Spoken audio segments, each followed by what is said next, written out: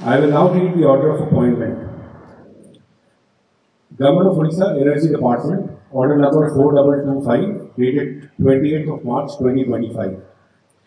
In exercise of the power conferred under subsection 5 of section 82 of the Electricity Act 2003, the state government is pleased to appoint Shri Pradeep Kumar Jena, IAS retired, as chairperson, Odisha Electricity Regulatory Commission, with effect from the date he assumes the office, by order of the governor.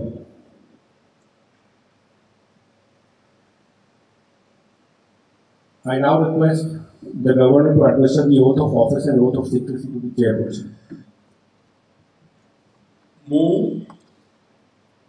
मु प्रदीप कुमार जेना ओडिशा विद्युत नियामक आयोग अध्यक्ष भाव नियुक्त होइथिबारु ईश्वर नाम शपथ करुछि जे मु अध्यक्ष भाव मोर कर्तव्य श्रद्धा और शुद्ध अंतकरण एवं बिना भय बा पक्षपात बिना अनुराग बा द्वेष मोर क्षमता ज्ञान एवं विचार अनुसार निर्वाह करी।